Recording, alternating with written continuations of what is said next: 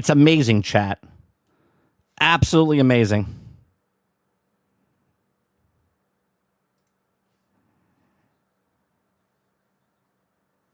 Give me 1 second, because I have to, I got to reestablish something here.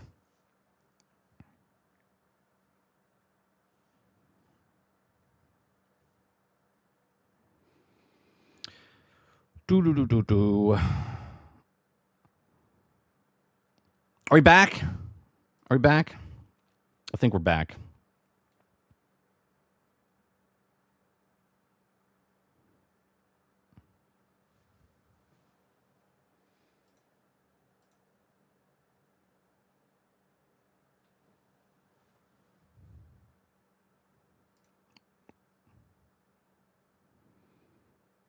All right. Yeah. Isn't that crazy, chat? Isn't it crazy? It's like clockwork. It's like absolute clockwork. You can't make this shit up. Truly. It's amazing how it always happens, and you can't. I can't even find my own stream now. That's fantastic.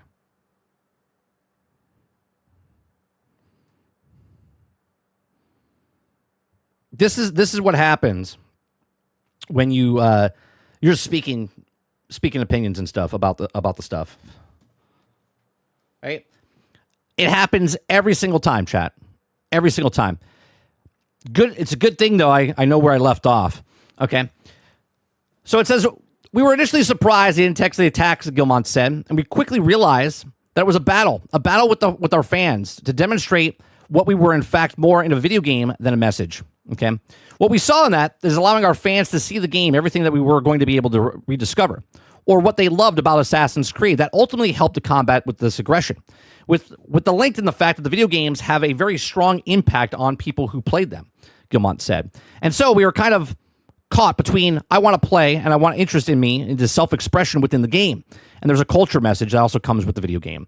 So our goal in really to be able to ensure that the fans discover the defend and what they expect from the games, it very quickly eliminated the fights, which were just fake fights. There was no fake fights. There was no fake fights. Okay. You literally drew a line in the sand and said, if you don't like this character, you're sexist, racist, and misogynistic, is what you literally said. Okay. Assassin's Creed Shadows received intense backlash. Okay. And a black slave who became a retainer, okay, making him a samurai by association. The game was slammed for everything from being woke propaganda to featuring historical inaccuracies, and grew to intense. Ubisoft reportedly canceled a Civil War-inspired Assassin's Creed game as a direct result, despite the controversy surrounding Shadows, which is stupid to think about it, because if they were making an Assassin's Creed game during the Civil War, you could actually have about slaves, because if you're representing something during that time period, then it would be okay to show slaves during the period piece. Okay. But when you come out and say historically accurate, and then you do fantasy, and then people come out and say this is not accurate, that's not even Chinese, all right, or Japanese, okay? Like they're like, well, it is Chinese, not Japanese. And you're like, hold on a second. You said you were historically accurate. We didn't say you were historically accurate. You came out and said you were historically accurate, and then when people call you on it, you called them sexist and racist. Okay? So it's just a little weird for me, you know what I mean? So it says Assassin's Creed game direct result, despite the controversy surrounding Shadow's black co-protagonist, the game still reached 5 million players. 5 million players, not 5 million sales. Okay? So obviously it didn't sell very well. Well, why didn't it sell well?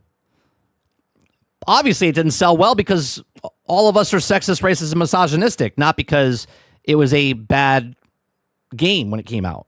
And now they've fixed it and they've changed things, and the reason they delayed it was because of the backlash, which they said, oh no, it wasn't because of the backlash, it's because we were fixing the game, which I think is even worse, I'll be honest with you, because remember, they canceled it like a week before. And because they did that, they were going to give you a game that was broke, buggy, and unfinished, like they did with Outlaws, like they did with Avatar, like they did with all the other games that they've released, Skull and Bones. That's what Ubisoft is known for. They're known for releasing games that are broke, buggy, unfinished, and then fixing it over the next 6, 8, 12 months. You can silence me, YouTube. You can silence me, Ubisoft. You can silence me, EA. But these are just facts. These are facts that every single game that you come out with is broke, buggy, and unfinished, and people try to buy it for full price, and they can't play the game at full price because it's broken, buggy. Right? But these are just my thoughts. Let me know yours in the comment section down below. Please make sure you share, like, subscribe, and if you like what I do here, check out some other videos. Thanks for watching.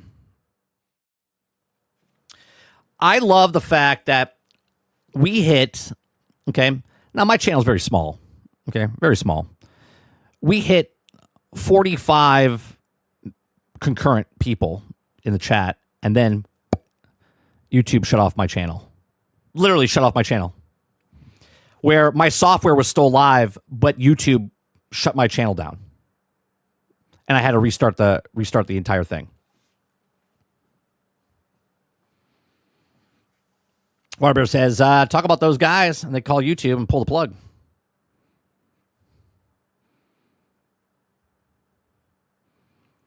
This can't be a coincidence. It happens every time, every time, every time, right?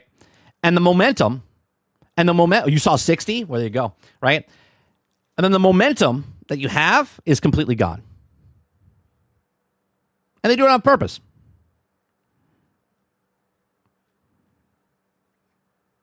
Oh, I got to reset this. Hold on one second, chat. I can't see the updated stuff because it's on a different channel. Give me 1 second. Unbelievable.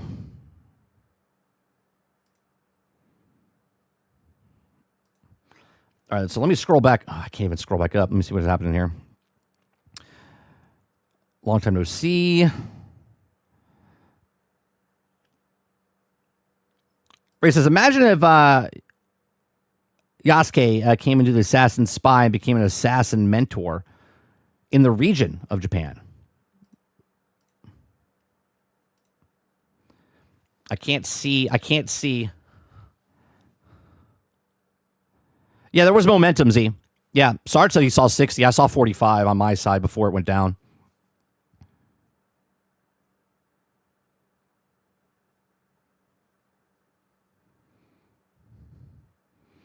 Yeah, see, you guys didn't even see it or hear what I said. Crowded says, Mike, are you a alcoholic? Yeah, I am. House.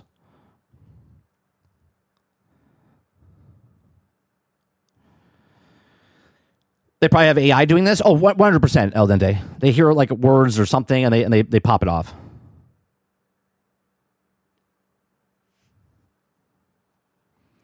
Ray says Assassin's Creed games cost so much more than older Assassin's Creed games, yet they sell less. But it's almost the same thing that's happening right now with the movie industry, right? More movies cost way more and less people are seeing them, but the movies cost more to go watch.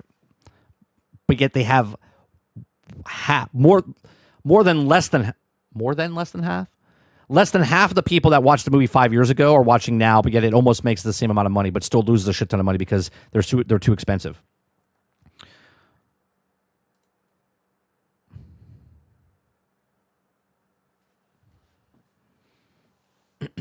Yeah, because now what happens is now my thumbnail's gone.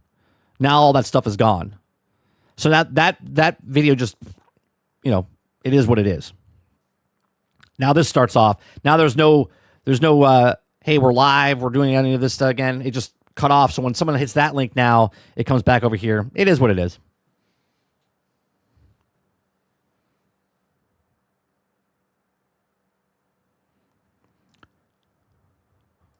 Sarge says, bro, we have to rename the company to spoof names. Have the translation in the title box. It's not bad. When we talk about Ubisoft, we'll call it a completely different name. Dubisoft? Do we call it Dubisoft? Like Dubisoft. We'll call it BA. People come in and be like, what the fuck is he talking about? Is he talking about EA? They won't have any idea. Travis says, speaking of movies, I'm seeing Predator Badlands Thursday, Mike. I'll let you know if it's any good. I hear mixed things. I hear like they don't like the way the character looks, like the Predator looks, but they say the actual movie is actually pretty good. Hal says, I bought Ark over the weekend. I thoroughly enjoy it. Yeah, it's fantastic. Last night I was playing. I cannot find. Maybe me and Mr. Luke can go try to find him today. I can't find a goddamn pillow. I need the pillows in the game so I can upgrade. It's the last thing I need for the goddamn Scrappy the chicken. Okay, can't find it. That and cooling fans. I know where to go for cooling fans, but every time I go there, it's already fucking gone. Right? So I gotta take someone out. So I get the cooling fans because everyone's got the cooling fans where I keep going. Right? I can never find it. So I gotta find a pillow. Morning Winter Rose. I gotta find the pillow and I gotta find the cooling fans.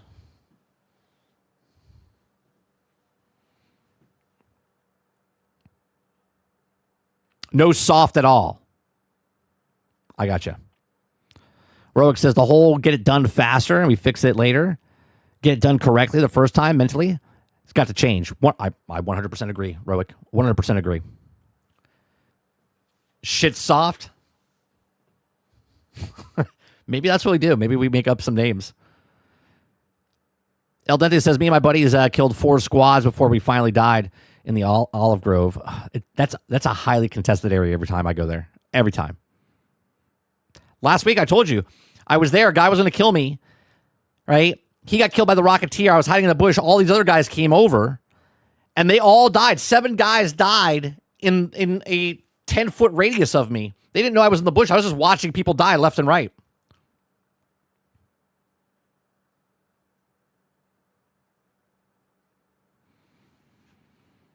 We'll discuss it on Thursday, right? Let's come up with some names for the companies. Obviously, I'm going to have to learn the names, right? So instead of EA, you say something else. Instead of Ubisoft, we say something else. Because every time, it's like clockwork, man. Every time we talk about certain companies,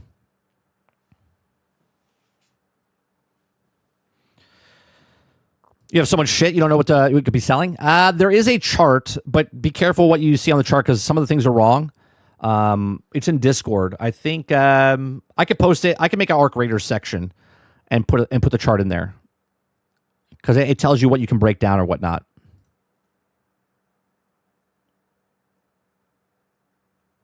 Eclipse says, I heard it's good for sci-fi movie, but if you wanted to watch a Predator movie, watch a different movie. Oh, Jesus. Really? It's that bad, huh?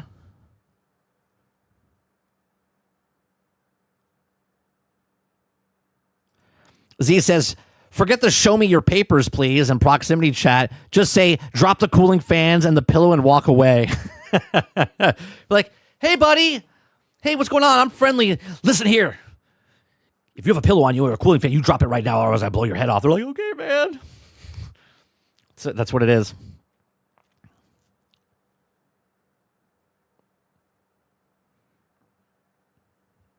Yasuke Central equals Ubi. We could just say, I guess, Ubi. We don't have to say Ubisoft. We could just say Ubi. When we say EA, we just say A. We have to speak pig Latin just to get past the bots. All right, the next thing we're going to talk about here is GTA 6 publisher reacts to EA $55 billion sale. If you guys like what I do, we do this Monday through Thursday from 10 o'clock in the morning till noon Eastern. If you like it, hit that like button, hit that subscribe button. If you'd like to go above and beyond that, become a member as little as $5. Speak Carney. Oh, it's like Brad Pitt in Snatch. You can't understand a goddamn thing he's saying. All right. So one of the biggest stories in gaming this year was EA. We can't say EA. One of the biggest stories is Android Wilson's company pending $55 billion deal to sold to investors. Okay, led by the Saudi Arabia. The sale could have ripple effects across the wider industry. And now Take-Two boss Strauss Zelnick has weighed in with the thoughts about it all. Okay, speaking during the Take-Two's latest earnings briefing, Zelnick said it's not sure about how the competitive market should shake out. if Android Wilson does indeed go private. Okay, this could also leave Take-Two the last publicly traded company of certain scale in American video game business, and analysts point out.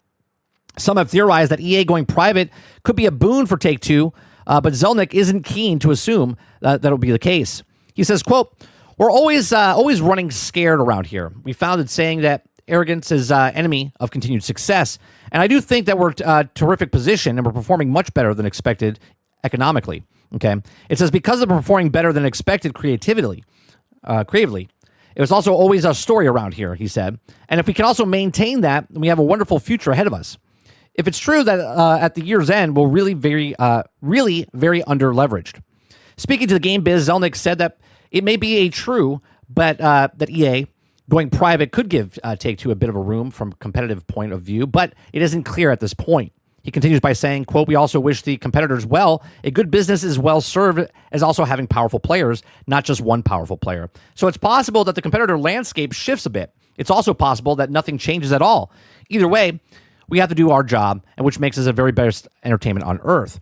Now, I think, and I've said this when it was happening a couple weeks ago when we were talking about this, I think more companies get bought out by private investors because at that point, they know. It's almost like reverse psychology, what's happening. Like in the movie industry, you have to know, that's how they get you to the box office. The number one movie at the box office, this many people saw it, right? So obviously, it's a one-to-one. Viewers are customers. In the video game space, it's players, not people that purchase, because now, obviously, you can't go to the theater and rent a movie, right? You're not paying a subscription service, right? You're going to the theater and paying for that movie, even though there are subscription things. You're still paying to go see the movie.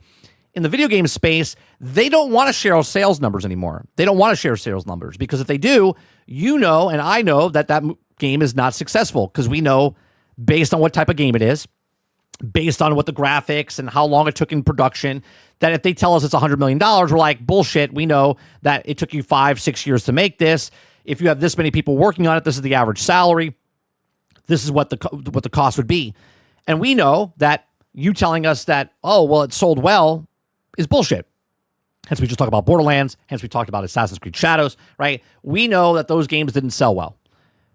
So they would love if they can hide these numbers. If they could completely skew these numbers, they'll be glad to. And this is why I think more companies in the future will get private investors. That way they don't have to be on the public market. They don't have to tell you anything about nothing. Even though public companies right now in the video game space are hiding the numbers anyway, because now everything's digital. So it doesn't matter if it's microtransactions or it's digital sales for actual physical video games, okay? Or if it's Game Pass or PlayStation Plus, they take all of that and they merge it into one category of digital goods, okay? And digital goods, you don't know where that digital good is if it is a subscription service, if it is microtransactions, if it is the actual game. So then they come out and they tell you, this is how many players we have. That's why when you look at Battlefield, right, sales were all the way up until Battlefield 1. When Battlefield 1 came out, they told you how many players there were. There was 25 million players. But they don't tell you the actual sales. Was it full price? Was it halfway? It doesn't tell you that anymore. Assassin's Creed Shadows tells you about the players. Dragon Age Veilguard told you about the players. They want to tell you about the players because they don't want to tell you the actual sales. If they told you the actual sales, that means you would know that they actually were succeeded or not. Now, when a company comes out and actually comes out with sales, that means they're excited about the sales. And when you tell people about the sales, it gets other people excited about the sales, and they're like, oh, well, it's selling well. We can see the numbers high, and more people go out and buy it. Hence what you can see what's happening with Arc Raiders right now, what you saw happen with Helldivers last year, what you see what happened with Pal World, what you see what happened with Baldur's Gate. When people start actually like talking about the actual sales, you can actually see the sales. You give it the smell test. You're like, yeah, you know what? That game is selling well. Instead of people defending it going, oh, no, it's selling well. It's selling like hotcakes. And then obviously they come out a year later and tell you that the game didn't sell well. Okay. It says Take-Two's biggest announcement from the earnings results of Rockstar's GTA 6 had been delayed yet again, and the game was originally slated to release in fall of 2025 before it was delayed in May of 2026, and now it's been pushed to November 2026, and we're also sorry for adding additional time to what we realized had been a long wait. But the extra months will allow us to finish the game with the level of polish and you also have to come to expect and deserve.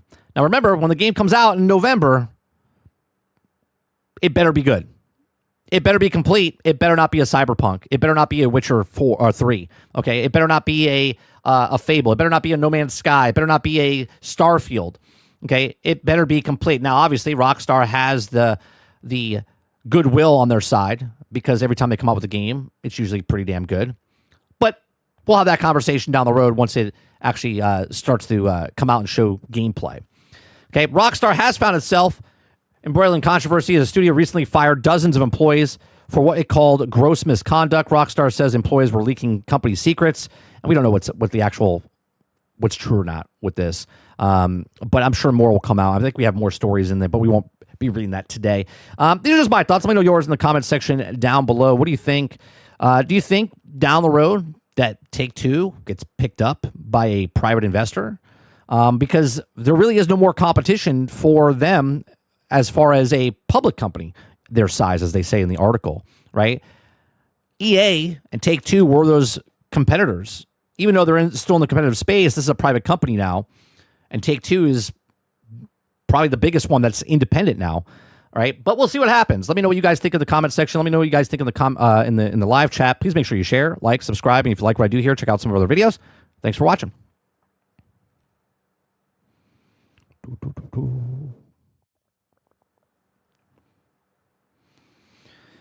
Ray says Tencent could make Genshin Assassin's Creed, where you can unlock many different assassins with amazing storylines. True. So it can't be anything close to different, but recognizable. El Dente says Gilmont, Andy Wilson, and Pitchfords. All right. Travis says, no, Mike, I got it. Speak Carney. I'm gonna have to learn Carney. Did you guys see? Let me open up this real fast. Let me open up these two. Let's see. We got Battlefield 6 Steam charts. We have Arc Raiders Steam charts.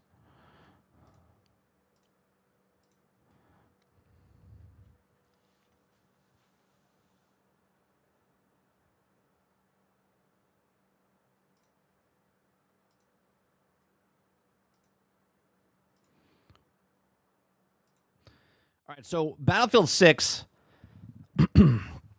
this weekend had 441 24-hour peak, whatever. So yesterday, last night, around like 9 o'clock at night, 9:45 at night, Arc Raiders had 462 in the last 24-hour peak.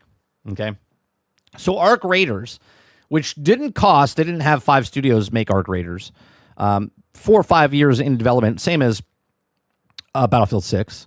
Okay, Battlefield 6, not even close in price to what Arc Raiders cost. Arc Raiders is very much cheaper than Battlefield 6. They didn't have 5 studios and 4 studios work on Battlefield 6, right? So they had 747 all-time peak, but as you can tell, as we continue going down, it got a little, this is where the Battle Royale came in, and now we're back to the same level we were before the Battle Royale came out, okay? Roughly. Meanwhile, Arc Raiders, now again, it's only been out a week. But it went from 200,000 to 300,000 to 462,000. So it's getting momentum. It's getting more people coming in that like the game, which is now starting to, we talked about it last week, where Shroud wanted to, it should win Game of the Year or whatever. And the last time I think a multiplayer game won Game of the Year, you can check me on this, was it Overwatch in 2016? Is that the last time a multiplayer game won Game of the Year?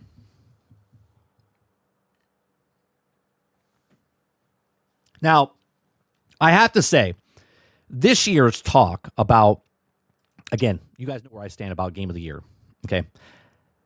The actual industry itself, I don't care who wins Game of the Year, but getting nominated, didn't Doom win Game of the Year then? Was Doom a multiplayer game? Here, we'll go back. Hold on. I'll look it up. Winners.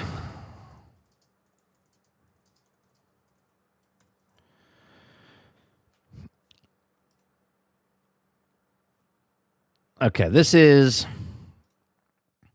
winners in the last couple years. Okay, 2024, Astrobot, Baldur's Gate 3, Elden Ring, It Takes Two, Last of Us, Sekiro, God of War, Legend of Zelda. Yeah, Overwatch. Overwatch is the last winner that was a multiplayer. Right, is the last time a multiplayer game won Game of the Year. No, House. No. It didn't get. They haven't announced the nominations yet. We're just having a conversation. So the last time Arc Raider or a multiplayer game won, or even I think was in the contention, right, was Overwatch. Titan says Overwatch the only multiplayer winner. Right. So do we have another contender with Arc Raiders as a multiplayer game to get nominated for Game of the Year? Now, there's a lot of games, right? There's a lot of games that came out this year. There's only 6 spots. Competitive multiplayer, if we're nitpicky, sure, but in the grand scheme, a winner of Game of the Year was Overwatch. Right? Yeah, I agree, Al Dente. Right? But does Arc Raiders all of a sudden at the tail end sneak in and take a spot from one of the other spots of Game of the Year? So let's look at what games could be.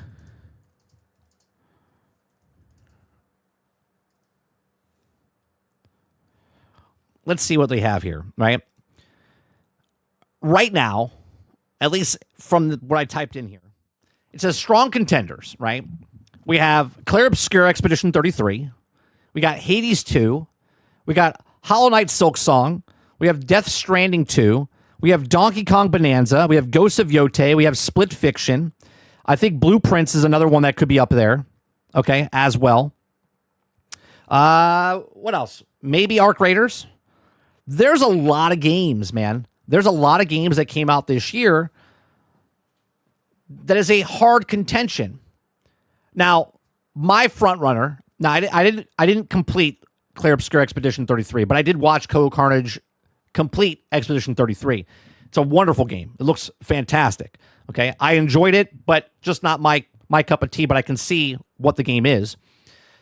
Split Fiction, when it comes down to like sound design, game design, all that stuff, Clair Obscur and Split Fiction, both to me, are 100% supposed to be in the 2 nomination spots. This is for me, okay? I think Split Fiction should 100% be one of the nominations in my poll. Yours guys could be different. I think Clair Obscur Expedition should be number 2. Okay? I don't know if Ghosts of Yotei makes it. I don't know if it makes it, right? I think, one, we have Donkey Kong Bonanza. That's another one in there, right? So that's 3 out of the 6. Then we come down to Hades 2 and Hollow Knight Silksong. I think these two are like interchangeable, right? I think Hades 2 or Hollow Knight Silksong could take the spot from the other one, okay? And I don't know which one makes it, but I think one of these makes it, which would be 4. But I don't think both of them make it. I think either Hades makes it, Hades 2 makes it, or Hollow Knight Song or Silksong makes it. But I don't think both make it in. Okay, so right now I have 4, right? Technically I have 5, but one of either Hades 2 or Silksong is going to make it, right? So I have 4. I have Expedition 33, Hades or Silksong, interchangeable, Split Fiction, and Donkey Kong Bonanza. Then we have 2 more spots remaining, right? I think just because the way it was in the past and that Jeff Keighley loves Kojima, I think Death Stranding 2 makes it into that spot. That's the 5th spot. We have 1 spot remaining. We have 1 spot remaining for the titles that are here. We have Ghosts of Yotei, right? Again, Hades, right? Maybe Arc Raiders gets in. I don't know, man. I think there's also another game I'm missing. There's another game that I thought we had. Let me see if we have it in our Discord, because I know you guys submitted some in Discord. Let's see here. We have a Game of the Year contenders. We have Expedition, Silk Song, Hades, Donkey Kong, Split Fiction. No, it's the same ones, right? Do we see Arc Raiders? I think if there's a sixth spot, I think Arc Raiders gets in over Yote. I think Arc Raiders gets in over Yote. Travis says Yote's making it, Arc Raiders isn't. I'm going to disagree. I'm going to go against you. I think Arc Raiders gets in. I don't think it wins, but I definitely think it makes it into the sixth.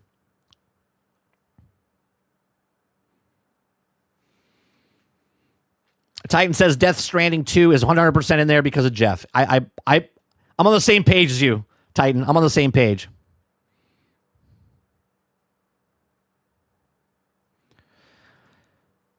The secret to win Game of the Year is to Dad Simulator. Death Stranding 2 is 100% that. El Dente says Split Fiction. I loved it because I played it with my girlfriend and we had a blast. It literally is a fantastic game. If you guys have not played Split Fiction, somewhere down the road, you've got to play Split Fiction. Okay? It respects the player's time. 2, you buy it once and you can share it with anybody, right? 2 people can play based off of the 1. Okay? It's a fantastic game. Great storytelling, great gameplay mechanics. It's just a wonderful, wonderful game. Ray says they need a category for best value.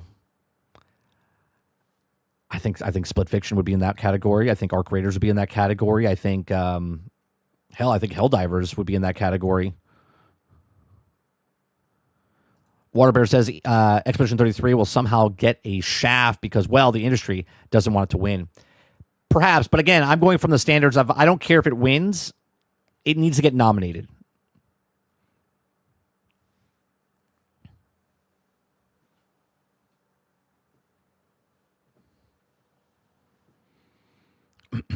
Oh, don't worry. We'll remember what Travis says. Over Yote, interesting. I can see it because it's on one single platform, right? I don't know, but here's the thing, right? You need a PlayStation exclusive a year. So maybe Yote gets in and Death Stranding doesn't. I don't know, man. It's like Quintar says Split Fiction is one of the best co-op games in a long time. I would say as a co-op game, I never played It Takes Two, which is the same developer. I watched people play it.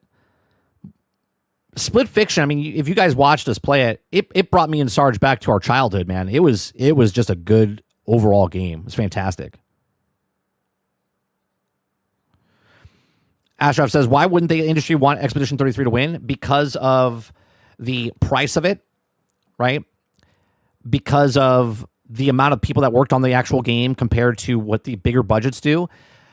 You understand that the Video Game Award show, let's remove Video Game Award show.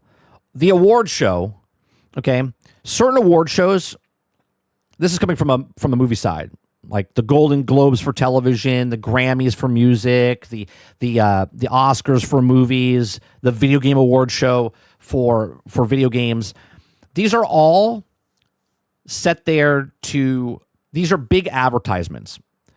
So if a movie that nobody saw in theaters was an independent project that cost very little, they'll get nominated to build up the buzz, but they usually give it to a blockbuster film, right? They'll give the actors and stuff the best actor from the lower films, but the bigger pictures usually win for the most part. There's still lower ones that always win, but they don't get very good in the box office. But because you market it in the Oscars, or if you market the show in the Golden Globes, or a song from an independent artist in the Grammys, it gives up buzz to get more people to buy the record, to buy the game, to buy the movie, whatever it is. So it's very political behind the way. A lot of people pay. This won't, one day it will come out, but right now it doesn't come out, right? It's voted on people in the industry, not by the actual people for this particular stuff. It's about the people in the industry, so they sniff their own farts type of stuff, right? So it behooves them to pick certain games to get nominated to make the buzz, right? Last year, Balatro won, right? Or Balatro was in there, right? Did Balatro win? I think Balatro, no, Astrobot won. Balatro was in the running, right? To promote these types of games, which behooves them to do it, right? Now, obviously, Balatro is a very small independent game, so it shows, hey, go try this game out. But they lean towards the higher end games because they cost so much money and they need the buzz around it so they can get more people to buy it. And that's why they do it, right? It's very a political aspect of it. Balatro came out of nowhere. Well, there's a lot of games that do that, right? I mean, Arc Raiders kind of came out of nowhere. No one thought for nobody thought Arc Raiders was going to be what it is. In the masses. Obviously, the people that played it at Tech Test 1 and Tech Test 2 were like, this is a great game. You guys said it to me. Eclipse said it. Winzo said it, right? A lot of you guys were like, yeah, this is a great game. But the masses didn't say it, right? Jason says Donkey Kong Game of the Year. Potentially, yeah, Jason. That's why I said I don't really care who wins, right? I don't care who wins. It's about nominations for me. To show, like, to give people, hey, check these games out. These games are good. You should check these games out. Blueprints is a fantastic game as well. I know it's not a big thing for a lot of people, but Blueprints was a really good game. I can see that being nominated as well. Blueprints could be the Balatro of this year.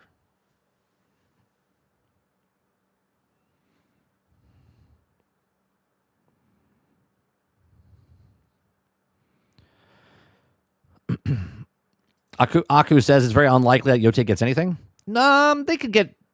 They'll probably get nominated for different categories, I would assume, for sure. Rourke says that's fine. You don't, however, you have to think to yourself, what if it was PvE co-op game? Would it be good then? Yeah, don't even argue or talk to Travis. Travis hates PvP, so obviously everything he says. I had a conversation with this weekend. Everything he says just because he hates PvP. So he's blinded for his hatred. It's a running thing with Travis, right? He doesn't like Elden Ring because Elden Ring is not a good game to him, but it is a good game. Fundamentally, it's a good game. He doesn't like it because it has certain aspects in the game he doesn't like. Arc Raiders is fundamentally a great game. He doesn't like it because it's got PvP, so he doesn't care. Right? He hated Overwatch, but liked Marvel Rivals. Why? He liked Marvel Rivals because it had a PvE aspect of it because you're playing against bots. That and Marvel. That's the other game, Z. Kingdom Come Deliverance. That's the game I couldn't think of. Kingdom Come Deliverance 2 could 100% be in the sixth spot for nomination.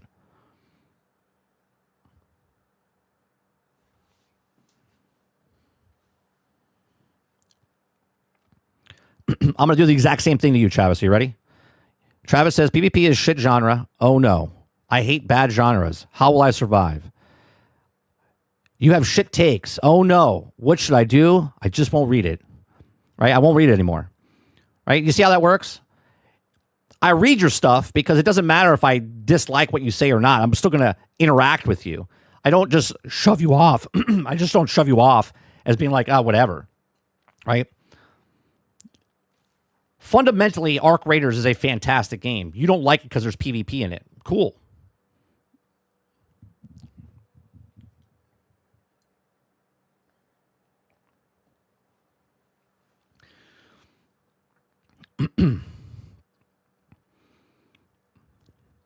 As I said, I played into the intro to Kingdom Come Deliverance 2, and it was good. That's a very daunting game to play. And what I mean by that is very, very time-consuming. Like, you're living in that world. That's not a bad thing. Just for me personally, I look at it, I'm like, I don't know if I can. Like, even though let's say I put 100 hours into Arc Raiders, right? 100 hours into Arc Raiders is different than putting 100 hours in Kingdom Come Deliverance 2. It's still 100 hours. But with Arc Raiders 2, it's like I play for like a half hour, I put it down. With Kingdom Come Deliverance, I gotta put the time into like get through the story and all the other stuff. Arc Raiders, I like jump in, do a thing with Mr. Luke or play myself, collect something, and shut it off, come back the next day. Kingdom Come Deliverance, you got to put the time in, right? Crowd says, I think Arc Raiders will get a nod because it's doing something that no other thought was possible. It's making ES mainstream, or extraction shooters mainstream, even though loves it. It's a good game. It's a good game. This goes back to what I say all the time: make a game, sell a game. Right? They've fundamentally made a game.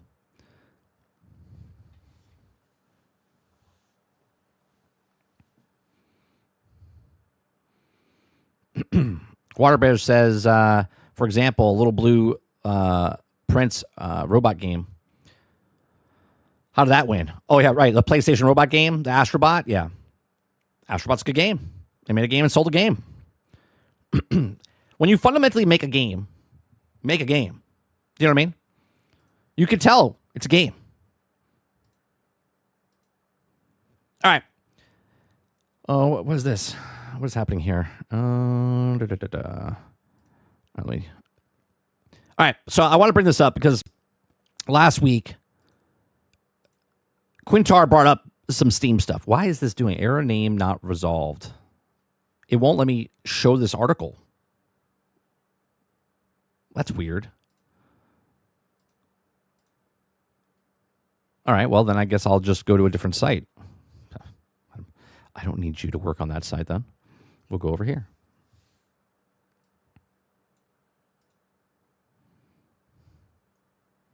This article that I'm about to read came out 2 years ago, right? 2 years ago.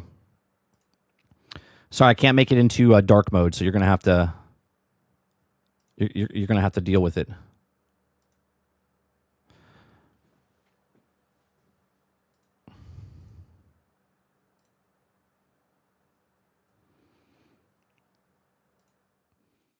All right, so last week, Quintar pointed out that Steam's been around since 2005.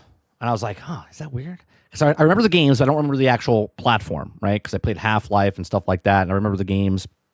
Okay, so I was like, you know what? Let me look up to see if the history of it. So I found an article. I found an article from 2022, September 12th, 2022. It's called The 19-Year Evolution of Steam, right? So I haven't read this yet. I was like, you know what? I'm going to read this. I'm going to read this up on stream because, one, I want to show that I don't know everything, right? I only know what I know by what I read. And I was like, well, let me educate myself, right? Let me educate myself and let me share it with chat. Because I could have easily just read this off to the side. But I was like, you know what? Let me read this on chat. Maybe someone else doesn't know about the history of Steam. We know about the Steam store, but maybe you didn't know about pre-2012 and stuff like that. So here we go, right? So a 19-year evolution of Steam, a visual history of PC gaming, most popular way to buy, play, excuse me, and update games. Okay, this week's marks Steam's 19th birthday, which is now 22 years, because this article, again, is 2022. Okay, it might be faced with PC gaming now. It's also didn't shoot its success overnight. The digital storefront has changed dramatically over the years, evolving from simple portal for Counter-Strike 1.6 to a hub where you can buy games, review them, and even participate in their development. If you're not too busy selling hats, cars, and $400 knives, the marketplace, they also turn back the clock to look at how far the platform has come, okay? So 2003 is the beginning, okay? 2003 is the beginning. Steam, become part of the Steam community. Okay, it says, in September 12th, Steam began life as a way of a Valve to control a patching process of games like Counter-Strike, as well as curb cheating and provide easier access to any content developer produced. All was not hunky-dory, though. Many gamers saw Steam as a threat to PC gaming, requiring consistent internet connection at a time when only 20% of American households had access to broadband internet. This is a completely different, like 2003. A lot of people think that cell phone, remember the smartphone didn't even come out until 2007, right? So this is pre-smartphone. Lots of people didn't even have internet or whatnot. So a lot of people can't even imagine this. A lot of people today don't even remember not having internet, okay? Or to broadband access. It said it didn't help that Steam's service struggled to cope with user demand, regularly locking players out of games they had purchased, okay? Added to slow down download speeds and clunky interface, the frequent patching, and a lot of PC games were left with a sour taste in their mouths, okay? Then we have 2004, okay? We all installed Steam for Half-Life 2. Okay, the release of Half-Life 2 arguably the reason Steam is what it is today. At the game's dominance, the storefront reflects that. Valve didn't want you to forget. Okay, played universally acclaimed shooter. You also had to sign up for Steam. As we read this, I want you to think about what's happening right now. Right? I want you to think about what's happening with Microsoft and Sony, how they want you to sign up for their programs and whatnot. And this is what Steam did 20 plus years ago. Okay. Even if you bought the box at the store, it was a landmark moment for transition of the old model to digital ownership. CD and CD keys is now the new one, where games licenses were tied into online accounts. 2005. Okay. 2005, a store emerges. Okay.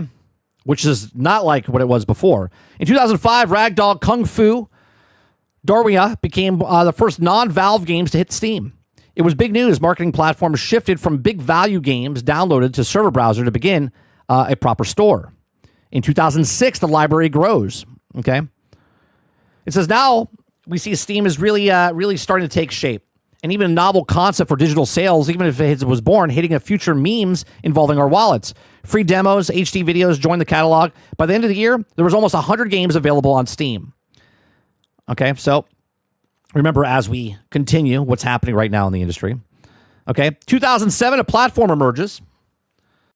Okay, proper search functionality, integration, Metacritic ratings, a filter, like top sellers, a new release, makes Steam storefront a whole lot more usable. Now, remember when we're talking last week about PlayStation potentially having their own PlayStation launcher. Okay. Now, obviously, Epic has their own launcher, and they're still adding stuff to it. It's been, 5 years, right? They didn't even have a shopping cart in the Epic store. People were talking about PlayStation having their own launcher, and I was like, I don't know, man. I think in the very beginning, it doesn't make sense for them to have it, but maybe they do. But it'll be a bare bone functionality of what's happening with PlayStation. Maybe they learn the lesson, hit the bar where the other ones did in the past. But there's a problem when you make your own functionality, storefront here. Okay, within the Steam client itself, a debut to Steam community platform brings in many crucial features, including stat tracking, friends list, community groups, voice chat. Those features, alongside the release of Orange Box in October of 2007, leave no questions as of who's leading the PC gaming. Valve and Steam are the center of the hobby. 2008, quality of life features appeared. Okay, browse by genre, links of greater focus, new releases, list make keeping track of Steam's ever-expanding catalog slightly easier. There are over 1,000 games for sale on Steam by the end of 2008, and the Spotlight feature, image slideshow, is a large banner that granted selected games prime exposure for Steam's 20 million strong user base. 20 million by 2008. That's crazy. Okay. On the software front, it rolled out of Steam Cloud, makes it significantly easier to play games, same game across multiple computers, providing automatic synchronization of game saves, key bindings, and configure settings. Okay, this is where they're starting to build up the goodwill with the people. This is why people shunned Steam in the beginning, and they started liking it for the small user base of 20 million user base. But 20 million, think about that, right? We look at those numbers now, and right, if this was the generation of everyone was doing this, think about what Steam's doing. Let's say PlayStation and Xbox were all doing the exact same thing. 20 million. You look at Xbox and PlayStation now and Nintendo. Nintendo's at 155 million, right? PlayStation's at 80 million sales. Xbox is at like 38, 40 million sales. They had 20 million. They weren't selling anything. Right? They weren't selling you to buy a box or anything. They were just download the browser so you could buy our games and buy other people's games. Okay. Then they had backlogs begin. The addition to under $5 to under $10 catalog categories reflects Steam's building reputation as a place for big discounts, impulse buys, and building backlog games that you'll never play. Okay. 2010, steady growth. Discounts are now present. Okay, making it easier to spot a bargain. The Steam Stats actively graph reminds visitors how big Steam is getting, and while the addition of Mac games marks Steam's first push to expand beyond the PC, multi-plat, there are now around 3,000 products for sale on Steam. Right, even Steam went multi-plat. Okay, 2011 Steam Workshop is introduced. Okay, Steam introduces a recommended widget to simplify discovery of the combat, that too many games conundrum. Oh, to be young again and naive. In response to the increased account fraud, Valve deploys Steam Guard, providing two-step login protection, first via email and then later through Steam's mobile app. Modders, meanwhile, rejoice over the long-awaited arrival of Steam Workshop, which allows users to create content being described as directly on Steam, which now we look back on it and everyone loves buying games on Steam because they love the modding community for a lot of these games, right? Skyrim, Fallout, whatever game out there, people love the modding community on Steam. Okay. 2012. Now this is where I came in, right? As far as I'm older than 2012 for Steam, but this is what I recall, right? This is what I recall that everything changed. This is where Steam is what we know Steam today. Okay. So in 2012, Steam got two massive additions to foreshadow some of the best and worst aspects of modern PC gaming. The first big event launched in Steam Greenlit, which allowed Steam users to vote in which indie game projects should be allowed to release a Steam. And the system came about during the rise of Kickstarter and other crowdfunding sites, a time when appealing to the wisdom of the crowd was popular. In the end, it was a half step of Valve wasn't happy with. In 2013, Gabe Newell called Greenlight a bad example of election process. Later, Valve would also get rid of the Greenlight and replace it with Steam Direct, opening Steam to thousands of new games and leading Valve to create controversial new content, policies, and algorithm discovery tools. Okay, another big event in 2012, one of the most influential events in the history of gaming was the launch of Steam Marketplace, which allowed players to buy and sell in-game items for real money. The Marketplace complemented the crate and key systems in Team Fortress 2, Counter-Strike, Global Offensive, which also early examples of loot boxes was the most controversial aspect of gaming in 2010. Use of loot boxes declining amongst the publishers, but Steam Marketplace reflected a huge fundamental change in how people were also published, think about how they would also pay for games, and the nature of in-game items. Only 6 years earlier, the Oblivion Horse Armor DLC had been controversial, and now we're buying and selling virtual hats. Valve arguably built NFTs-like system before NFTs. It wasn't just Valve's Diablo 3, it was also the auction house, also launched in 2012, as the loot box as a concept existed well before video games did. Okay, in much smaller 2012 Steam news, the growth of DLCs seen in addition to the downloadable content filter to the new release list, even though everything in Steam is downloadable, as well as DLCs and demo labels added to the top left corner of game thumbnails. Valve also released the first Steam mobile app, enabling chat purchasing, remote game installation on the go.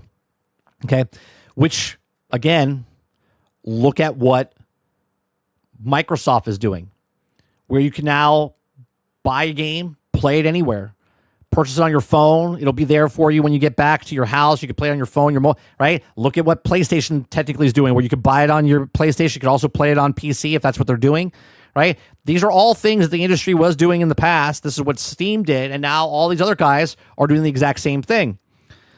Okay, 2013, new user, early access, and the living room. 2013 is a big year. Many little additions in advance of Steam OS. Linux support comes to Steam, taking over Mac's slot and navigation bar and earning itself a tab in the featured games widget. Big picture mode arrives to harbinger of Valve's ambitious enter into console-dominant living room. Experimentation continues with the advent early access, though, and initial niche applied limits. Okay, announcement banner is also new search category.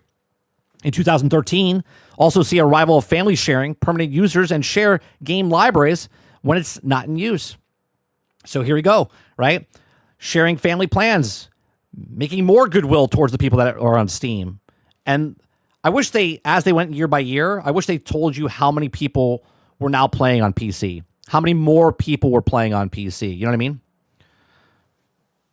It says another addition to support all user reviews of games complement the existing Metacritic scores. It isn't just long before Steam's review bombing becomes a thing in 2019. Valve started showing us when game user reviews average suddenly shifts.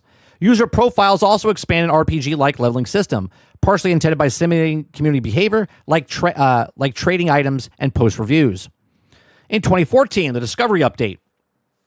Okay, 2014 is the biggest change. Comes at the end of the year. Discover update, which more or less introduces a design we know today. Personalizing recommendations, adore the front page from Steam's own Discovery queue, and suggest popular community curators. Okay. Also in 2014, the introduction of recently updated widgets reflects the shift from games and products to games as a service. Linux concludes its short stint on the navigation bar, not surprising given the lukewarm response of SteamOS, and the addition of Steam in-home streaming transforms laptops and tablets into wireless monitors for high-end PCs and foreshadows internet game streaming service like Stadia. Right? Again, look at what's happening, right? This is 2014. This is the same time that PlayStation, as I said last week, bought OnLive for the assets for streaming games, okay? This is using your mobile phones and tablets as an extra monitor. In related feature, broadcasting offers a built-in alternative to Twitch, allowing Steam users to watch their friends play and share their own gaming sessions. This still hasn't taken off, but the remote play together system, introduced several years later, pretty cool when it works. 2015, we got paid mods that came in. 2015 is the year that Valve and Bethesda team up to try new ideas. Paid mods on Steam Marketplace. A few days later, Valve and Bethesda decided suddenly to rolling out paid mods on the Steam Marketplace was a big mistake and chucked the whole thing out and idea into the trash. Okay, the year Valve also adds hardware section to support Steam Controller and Steam Link and Steam Machines, RIP, it says, rest in peace. To all that, despite the failure, it really started something with the living room hardware push, and we're glad Valve didn't give up on the physical products, okay, which rumors say that they're coming out with another one, right, supposedly in the next year or so. 2016, we got virtual reality. 2016, Valve introduces VR category to accommodate the release of Oculus Rift, HTC Vive. It's also learned more about the rules of early access games. Just the fact that we're also curious about them speaks on how different things are in 2016 when early access is still a controversial topic. I don't think early access is a big controversial topic if you label it early access and it's cheaper. Okay? If your game comes out broke, buggy, and unfinished and you charge $70, $80, $100, $120 AAA game, that's not early access. That's bullshit that you gave us a golden release of a game and then technically it is an early access, but you don't tell it. You don't say it's early access. Early access on Steam says early access, meaning you know that you're not getting the full game. You know that you're not paying full price for that. So I don't know if early access is a under scrutiny. I think it's the AAA studios putting stuff out that's like early access, okay, but it's not early access. Okay, 2017, Steam Direct introduced. In 2017, Valve fundamentally changes the nature of Steam when it retires Greenlight and replaces it with Steam Direct, which allows anyone to submit a game to the store, no community approval required. 2018, Steam sells adult games now. Uh-oh. Bum, bum, bum. I mean, we know what's happening now. Okay, with the creation of Steam Direct, Valve moved towards the vision of Steam, okay, marketplace, but see, the system itself wasn't enough. Valve had to eradicate the idea of certain things deserve to be on Steam, while other things don't. Whether or not it went too far, it's not the respect as how it matters how much debate. The Steam submission guidelines Valve introduced in 2018 are extremely permissive. A few years earlier, no one would also believe that you would also said that Valve was going to start selling porn games, but it also does in September of 2018. Steam is now a popular source for adult games. It's also permitted under Valve's two broader restrictions, nothing illegal and no trolling. Valve actually does apply other restrictions to have become apparent over time. For instance, adult games can't use likeness of real people, but it's also stuck pretty close to the hands on the policy started in 2018. In 2017, Valve also pushed harder into live streaming pace, including developer streams, game pages, and soft launches on Steam.tv. Not much has come from that yet. It's just also important in the future. 2019 and 2022 Epic Challenges and Steam Deck. Okay, Steam Deck is one of the most popular handheld devices out there for PC gaming. Okay, Valve's idea to make a Linux-based ARC for PC gaming, just in case Microsoft ever got too greedy, they faded into the background, but it also kept working on the Steam OS. A little did we know that it was planning to use the Steam Deck as a handheld PC gaming device that put Valve back into the hardware gaming, what we really like. Now, I like how it says, just in case Microsoft ever got too greedy. Imagine the foreshadowing. Right? Steam has also gotten some nice feature upgrades over the past few years, but really big news happened off Steam. It launched the Epic Game Store at the end of 2018, and Epic's policy is paying advance and developers who agree a year-long exclusivity deal that temporarily keeps the games off of Steam. The Epic Game Store is also a direct challenge of Valve. The other game distributor, Epic CEO Tim Sweeney, declared that the standard 70-30 cut was outdated, arbitrary, and the Epic is offering a fairer deal by only taking 12% of the revenue from the game sales, leaving 88% for the developer or publisher. In 2020, Gabe Newell said that everybody benefits from competition. The Steam tweaked its terms a little, lowering its cut to publishers and earned over $10 million. Barely noticeable response to Sweeney's challenge. Today, we take for granted some of the games that were also released on Steam a year after it comes out on the Epic Game Store. But it's not clear if this has dramatically affected Steam's bottom line. It hasn't. In recent years, Microsoft and EA both resumed releasing games on Steam, which must have helped balance out the loss of a certain Ubisoft launches. Things move fast on the internet today. And while the Epic Game Store is now fairly well established, it's a threat to Steam already feels like yesterday's news. If I was Gabe, I would much more be interested in Microsoft PC Game Pass subscription service. Valve currently has no plans to start subscription service its own. That could also change when Steam's enters its tweens. Now, obviously, we know that they teamed up, right? We know that they've made a box, and now Steam's over here, and Game Pass is on that one device. Now, I know a lot of people talk about Steam is like, well, why would PlayStation give a percentage to Steam? Why would Xbox give a percentage to Steam? Because Steam is ridiculous. It is basically a monopoly, but it's not a monopoly because there's other competitors out there. But it's 75% of the market. 76% of the market, I believe. It's like a ridiculous amount of the market. So there you go. There's the history of Steam. Now I'm more educated. Okay. I hope that you're more educated. We all know now where Steam came from over the years. It started way back when, and it is what it is today. And boy, has the landscape changed over the 24 years that it's been out, or 23 years that it's been out. 22 years, right? 22 years that it's been out. I figure that this is from 2022. So this is 3 years old, right? This is 3 years old, this article, which I think is pretty cool, right? I think it's pretty cool of where Steam was and what Steam is today is completely different than what it started as. Now I go back and talk about this as, again, last week we talked about PlayStation, and everyone thinks that PlayStation is going to have their own server or their own storefront. And I can believe that, but I don't believe it's going to happen right off the bat, because if you make a storefront, you got to compete with all the other storefronts that are out there. And all the other storefronts out there have tons and tons and tons and tons of games. Okay? If they come out and they're like, hey, here's our PlayStation storefront, and they only have their PlayStation games on there, sort of like what Epic did when they first came out. They had very little games, and they had to pay people to come onto their platform. This would be the exact same thing. Okay? I don't see Sony making their own storefront right off the bat. Do they make one down the road? But there's a lot of stuff that has to go into the background of Sony making their own storefront, right? Hundreds of millions, if not billions of dollars have to go into it. They've got to make sure that they have an actual cart in there. They have to make sure there's a bunch of games in there that people would go, well, why would I go over to that launcher when I could just pay their games over here? I think, personally, if Sony was smart, all these people that are over on Steam right now, if you make your own PlayStation store, guess what? They're not coming over. They're not going to come over. They didn't go over to Epic. They're not going to come over to Sony's store. Okay?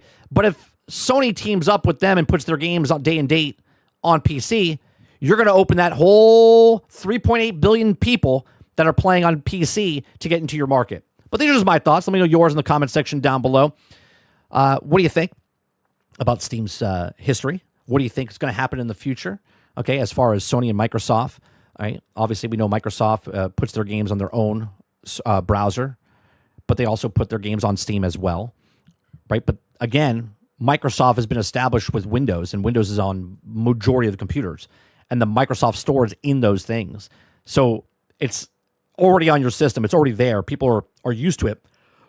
But if you look at it, lots of people don't use the Microsoft Store on PC. They buy their games off Steam. So Microsoft was like, we have it where if you buy it on Xbox, you can play it. Like, for instance, Arc Raiders, I have it on Xbox. I also have it on the Microsoft Store, so I can play it on my PC. But it's not, I don't have the Steam version, okay? But I can play this game everywhere now. I can play it on my mobile phone. I can play it on my tablet. I can play it on my laptop. I can play it on my television set. I can play it on my PC, right? I can play it everywhere. But most people, and I'll show you a little stat here, okay? Most people, let me go to our general Discord. Earlier this week, or this weekend, I posted a thing from Cloud Gaming off of YouTube.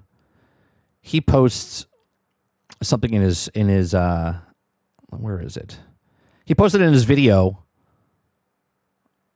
what the sales were for Arc Raiders. Okay, here it is.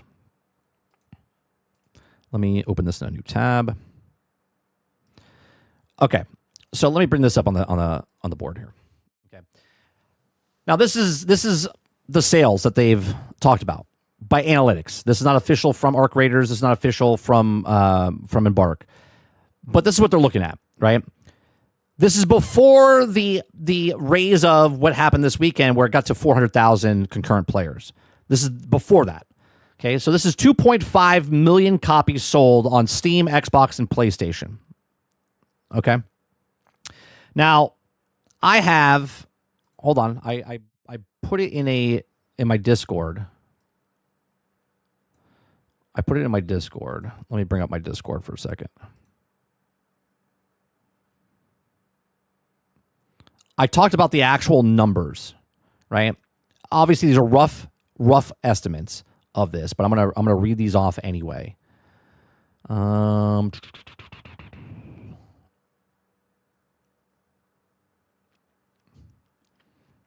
I take the number that they shared here,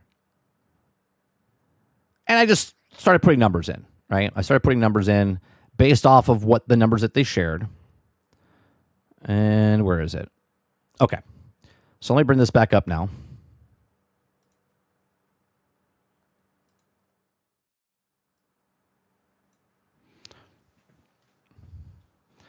All right, so 2.5 million, right? 2.5 million. And we took the percentage because 69.2% of the 2.5 million at the time, before the bigger number that came out this weekend, okay, was that there was 1.73 million people playing on PC based on the 69.2% of the 2.5 million, okay? There's 432,500 people playing on PlayStation, which is 17.3% of the 2.5 million. And there's 350,000 of 13.5% of the 2.5 million. Okay, so that's what it is, right? So out of the 2.5 million, there's 350,000 people playing on Xbox, there's 432,500 people playing on PlayStation, and there's 1.7 million people, 1.73 million people playing on PC. Okay, this is why Microsoft and PlayStation are moving more towards games putting it on PC. Okay, this is why people look at the Steam number and go, this is a barometer. This is a number to say, hey, if this number is hitting this much over here, this is a 1% of whatever, right? So basically, this is 1/5 of the number total on PlayStation. Now that happens all. It was like 1 to 2 for Helldivers. Helldivers is double the amount of players on PC than there was on PlayStation at the time when it came out. But this particular game, right? We're talking 4 times, 5 times the amount of people playing on PC than on console. So you have to look at this. You fundamentally have to look at this and say, well, more people are playing games on PC. And Microsoft is being very smart by moving their games day and date on PC and putting it on other platforms, because they don't care about the physical console. They care about the software sales, right? Imagine if Arc Raiders was like, yeah, we're just going to come out on console. You would be losing 1.7 million people, okay, that were playing. And sure, are the 1.7 million people, would they buy over on console? Perhaps, but it's not going to transfer 1-to-1. The 1.7 million people that bought Arc Raiders on PC wouldn't have bought it on console, because they don't want to play games on console. They want to play games on the PC. So when you look at Xbox, when you look at Microsoft moving their games over to PC, it's a smart business move because they're making more money. As Quintar says, they're leaving money on the table, okay, if they don't put it there. And now you look at what PlayStation's doing. They're leaving money on the table. Sure. Could they put on their own storefront? 100% they could put it on their own storefront. But they're also dumping hundreds of millions, if not billions of dollars, into their own store server on the actual PC to establish what? A smaller percentage of the wider audience that's there? PlayStation could just take their games, put them on Steam like they're doing, day and date, and make a crap ton of money. But these are my thoughts. Let me know yours in the comment section down below. Okay. Also in this chart, 13.5% of Xbox players that are playing Arc Raiders, that is a bigger percentage, okay, of a player base that are playing on Xbox that bought the game than a percentage over on PlayStation that bought the game, okay? Because there's 80 million people that own a PlayStation, but only 17.3% of those people total have bought that game, right? So more people, percentage-wise, are buying on Xbox than they're buying on PlayStation, at least from this particular chart that we're seeing here. Again, these are just my thoughts. Let me know yours in the comments section down below. Please make sure you share, like, subscribe, and if you like what I do here, check out some of our other videos. Thanks for watching.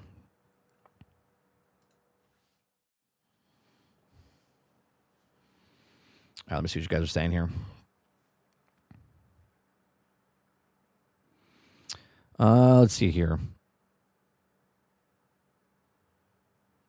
Microsoft and Sony next console will come with the Steam store already available. I see coming in the beta and currently gen shortly 30. What's going on, Argus? Jason says that he is just teased Season 5 announcement of Rivals tomorrow. The theme Rogue and Gambit's wedding. Nice. I want to see their gameplay. Argus says I've been playing Arc Raiders this week. Played a few matches with a friend as well. Pretty dope game.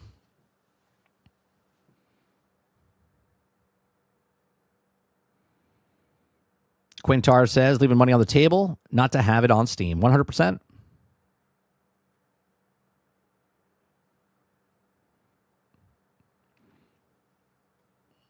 What'd you give me, Travis? What did you post? John Berthal's Mass Effect coming soon. I don't know if I like him as Shepard.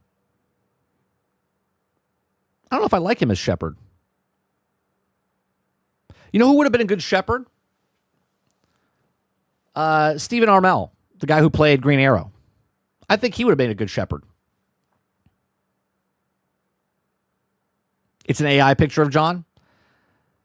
Yeah, I don't want John playing Shepard.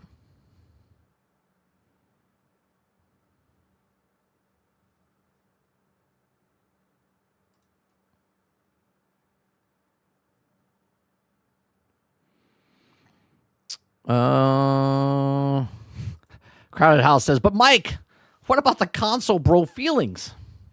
I mean, I don't know what to tell you. 119 million players on PlayStation, only 2 million Astrobot. Game of the year sold.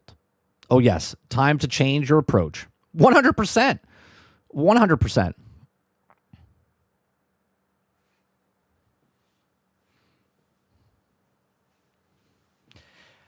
Jason, but they have to change. They have to sell more. The console market is stagnant. It's stagnant. It's the same 250 million people across all three consoles. They have to get it outside that to get more money. The people that they keep selling to are not buying as much. Right? Look at the PlayStation VR, look at the PlayStation Portal. The people that they keep selling to are the people that already own the stuff. So you have 80 million people out there that own a PlayStation, and only 2 million or less bought a VR. Only 1.5 million people bought a PS or a PlayStation Portal. Right? They have to double dip because you couldn't buy these products unless you own the actual device. Well, those people aren't buying the games. They're not buying the headset. They're not buying the stuff. Less people are buying actual peripherals. So they have to try to get outside the market to get more people to buy stuff. Argus says even PlayStation themselves stated that putting games on PC platform is basically printing money. 100%. It would print faster money if they put a day and date.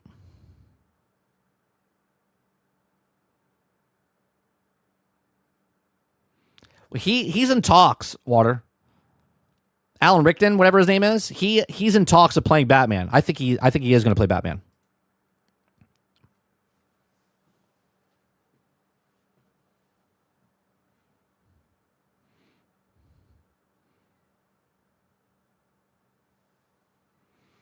Who's the guy you hate seeing? Pedro Pascal? Oh, God.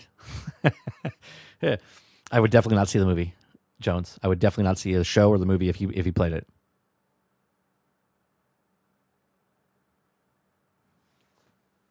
Mo says, I don't think Shepard's in the show. Well, there's your first mistake. they're making a Mass Effect, but not in the story of the game. That's a mistake. Yeah, usually on the weekend or weekdays I play. You can play this afternoon with us if you're on. I don't know if we're playing tonight. I might be playing tonight. But yeah, if you see me on, you can hop in.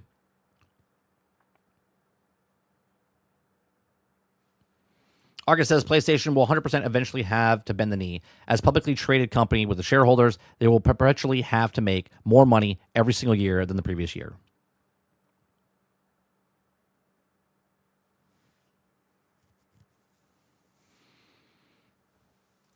Aku says every generation of console sales are gone down. They've gone down as a total.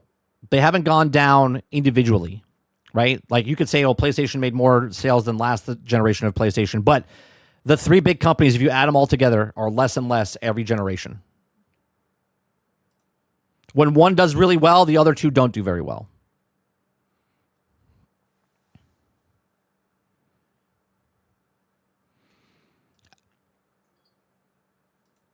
Did I say Alan Rickman? What's his name? Alan. What's the Reacher guy's name? Alan. Is it Richton? My apologies. Alan Rickman's dead. Yeah, it's the guy who played in Harry Potter and in Dogma and stuff like that. Astro says, or maybe doing a small budget games and make them franchises that will also grow gradually, putting them into everywhere as well. That'll also be beneficial for PlayStation. The problem with that is a lot of these companies don't want to take the time to build brands and franchises. They would rather buy a franchise that's already established. That's not just Sony. That's Xbox, Sony, right? They all want to buy the thing that's already popular and then try to do something with it. Argus says he will eventually have to go day and date on PC and maybe even more games to Xbox platform, whatever it looks like in the future. 100%. They're all going to be everywhere. Everything's going to be everywhere.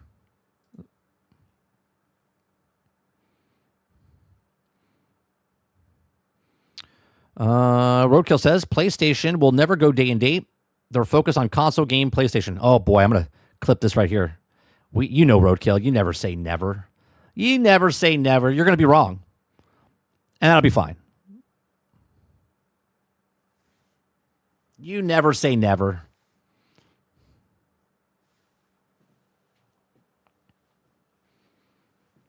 Because it'll be okay, Roadkill. Even when they go day and date, you're still going to play the games. Nothing changes for you as the customer. You're going to buy the games, and they're still going to play the games.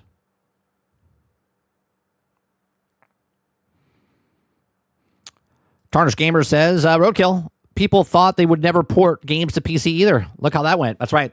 Never turned into something. That's why we never say never.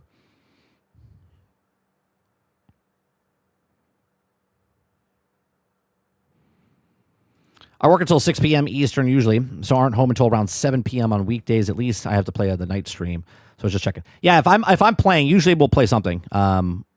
Usually Tuesday night. If I don't play Lord of the Rings tonight with Aku, then we'll play Arc Raiders. And if I'm playing Arc Raiders, you can join me.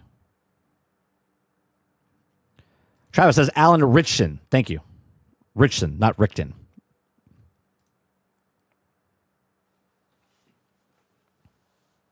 Yeah, he wants to play Batman, Z. They're catering to the same 200 million players, while gamers on PC are 1 billion plus. They're way more than that. Way more than that. I think it's 3.8, 3.4, 3.2. Might be 3.2 billion.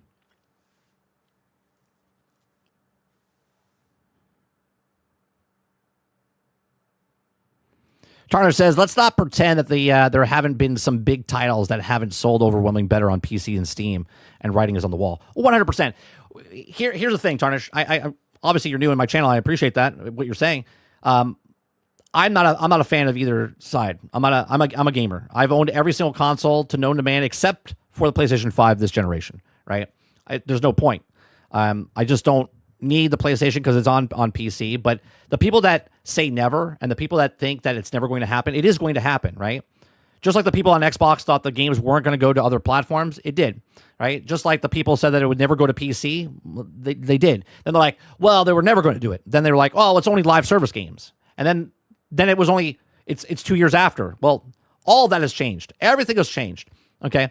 And the industry is going to do what it needs to do because that's how they survive. They have to adapt to survive. If they don't adapt, they die. So, yes, PlayStation will be day and date. Is it going to be this year? Is it going to be next year? It doesn't matter when it is. It will happen. Just like people said they weren't going to buy digital games, yet we just read the history of Steam, and people were buying digital games back in 2006, 2007, right? I want to own my games, and meanwhile, their back catalog on Steam is 10 times bigger than anything they've ever owned physically. I'm never going to do this.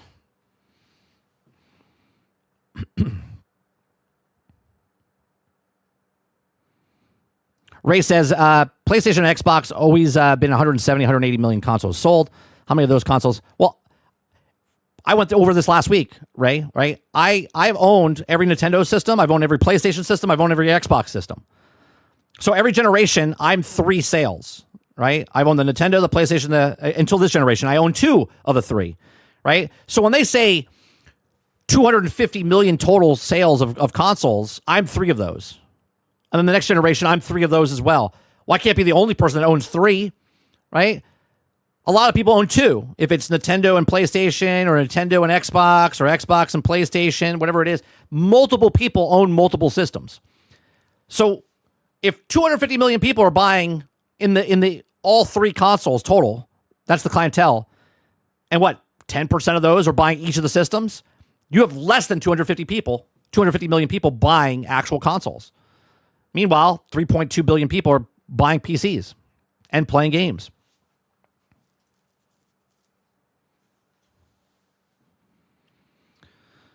What time is it?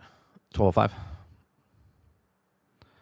Eclipse says, just saying, they're gonna spend $300 million on a game that they're gonna put on PC eventually, because sorry, PlayStation gamers playing Fortnite or Call of Duty or Minecraft or Roadblocks.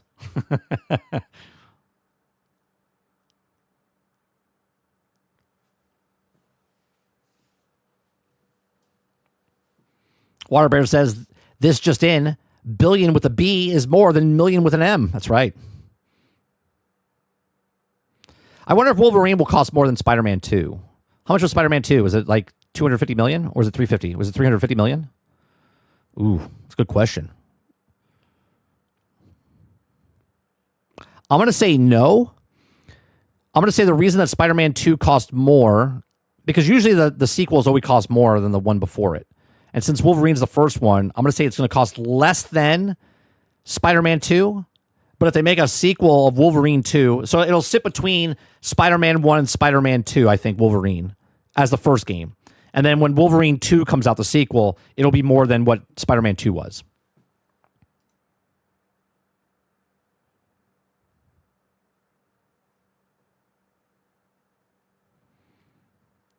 Let's see.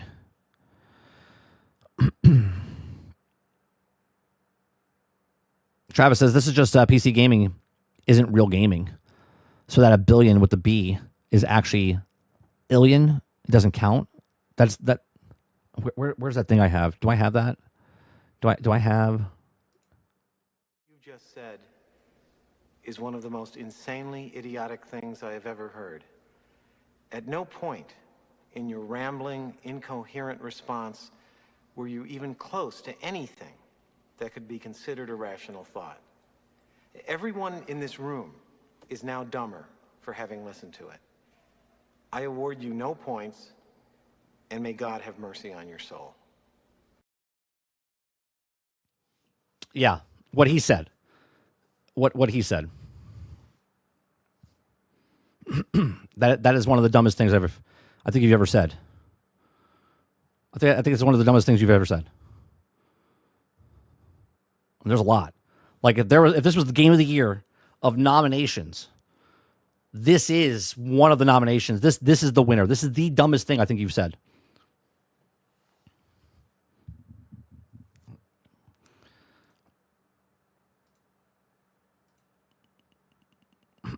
Yeah, for sure. Sure it was. The winner being a long shot. Yes. Yes, the winner being a long shot. All right. I'll be back in about 45 minutes or so over on 30 and Still Gaming. We're going to be playing some more Arc Raiders. I think we are. Mr. Luke, hold on. He messaged me, maybe. Let me see. Okay. Yeah, we're playing. So we're going to be playing some more Arc Raiders this afternoon. Around 1 o'clock over on 30 and Still Gaming. If you like it, hit that like button, hit that subscribe button. If you'd like to go above and beyond that, become a member as little as $5. We do this every day, Monday through Thursday from 10 o'clock in the morning till noon Eastern. If you'd like to go above and beyond that, become a member. Like I said, for $5. We do 24 shows a month. So it's less than 20 cents if you become a member per episode. I do appreciate it very much. You guys have a great rest of your day, evening, or night, wherever you are. I'll see you over on 30 and Still Gaming. If I don't see you tonight or today, this afternoon, I'll see you tonight over on 30 and Still Gaming for more gameplay. And if not, we'll see you tomorrow morning for the daily grind. You guys have a great rest of your day. And I'll see you guys in the next one. Peace.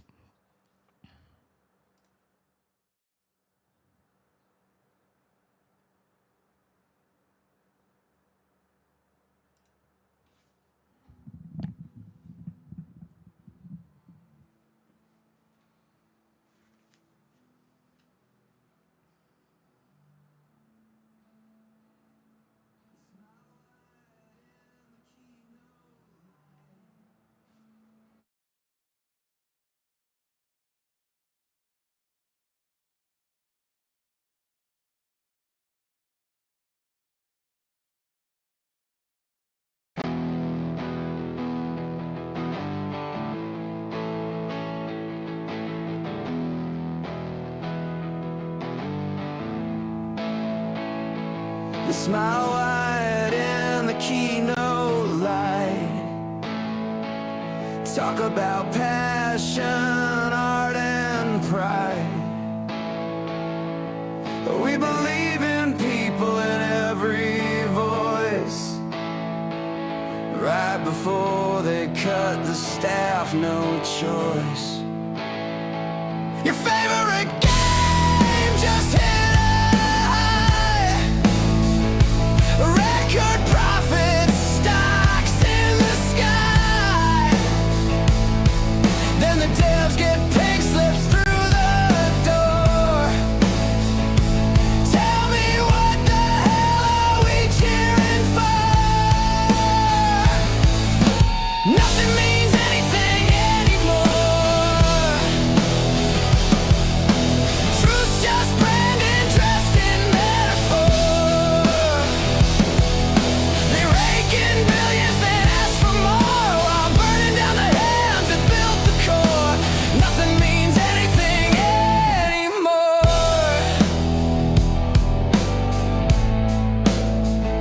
They sell you dreams with a world premiere, but every trailer hides the fear. Crunch time silence, sleepless nights, so suits can shine in neon lights. They say we're like family, we care, we grow, then toss you out for the quarterly show. And when you speak, they'll spin it again. Your feedback matters, just not to them. Nothing means anything anymore. Lies and layers on a showroom floor.